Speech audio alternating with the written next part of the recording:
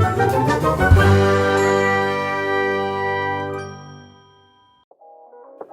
semuanya, selamat datang di channel Arvis. Gimana nih kabarnya? Semoga baik-baik aja ya, gak ada langsung apapun. Pokoknya harapannya happy-happy aja sih buat kamu. Yang gini nih, kamu tau gak sih apa sih artinya Arvis? Kenapa sih ada channel Arvis? Tahu gak sih artinya? Kenapa ada channel ini? Ini tuh channel apa? Jadi, benar-benar aku jelasin dulu ya. Channel ini itulah channel yang ngebahas tentang cara membuka mindset generasi muda untuk berinvestasi dan memasuki dunia pasar modal. Jadi harapannya sih para generasi muda ini lebih melek gitu loh sama tentang investasi dan pasar modal. Walaupun yang bikin channel ini sih juga masih belajar ya, tapi kita harapannya sih sama-sama belajar gitu. Nah, tadi kan udah aku kasih tahu ya, Arvin itu channel tentang apa. Tadi kan ngomong-ngomong ada kata-kata investasi. Sebelumnya kamu, para pendengar channel Arvin, gaya banget nih bilangnya. Tahu gak sih arti investasi itu? So, investasi itu adalah menanamkan modal untuk dibelikan pada suatu aset yang mengharapkan adanya keuntungan dari membeli aset tersebut di kemudian hari. Sangat penting ya mempelajari dan menerapkan investasi karena saat ini masih banyak yang belum mengetahui investasi itu apa. Sangat disayangkan sekali kalau nggak tahu apa sih investasi itu. Biasanya orang-orang menabung uangnya sendiri itu di rumah ataupun di bank. Namun uang itu tidak akan berkembang nantinya. Seperti contoh terkena inflasi, terkena biaya admin bulanan. Maka dari itu lebih baik uang itu diinvestasikan saja. Tahu nggak apa sih manfaat investasi itu?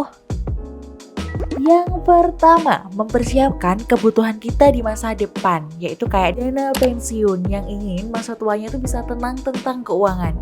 Terus kebutuhan mendesak, seperti saat sedang butuh uang untuk berobat dan lain-lain. Dan yang lain adalah financial freedom, jika teman-teman ingin bebas keuangan sebelum masa tua. Dan yang kedua, menghindari keuangan kita dari inflasi. Jadi kalau kita investasi nih, kita punya tabungan, kita bisa terhindar dari inflasi karena kita punya investasi itu. Ngomong-ngomong tentang inflasi, jadi apa sih inflasi itu? Jadi ya, inflasi itu adanya penurunan nilai mata uang atau banyaknya peredaran uang di masyarakat. Misalnya nih, itu gambar mie ayam ya, kita anggap aja mie ayam. Tahun 2015 itu harganya 5.000, tapi di tahun 2021 itu bisa mencapai 8.000 sampai 10.000. So pasti kita bisa menghindari inflasi dengan membeli saham, properti, reksadana, surat berharga atau yang lainnya. Karena investasi itu mengatasi resiko inflasi. Dari penjelasan inflasi tersebut, emangnya uang kita dapat berkembang? Kenapa sih uang kita dapat berkembang? Mengapa uang kita dapat berkembang? Karena jika kita berinvestasi, uang kita itu bisa bertambah banyak, asalkan yang kita investasikan itu jelas dan prospek kedepannya sangat bagus. Nah, kita itu bisa membeli saham, rumah, atau properti lain, emas, dan masih banyak lagi. Diibaratkan, investasi itu seperti bola salju yang menggelinding nih lama-lama akan berkembang menjadi besar. Itulah tadi ketiga manfaat investasi menurut kami. By the way, untuk berinvestasi itu harus pakai uang dingin ya. Sebenarnya dalam dunia investasi, uang itu ada dua, uang dingin dan uang panas. Bentar, emangnya uang dingin itu apa sih? Uang yang baru keluar dari kulkas gitu, dari freezer gitu, atau gimana? Tenang.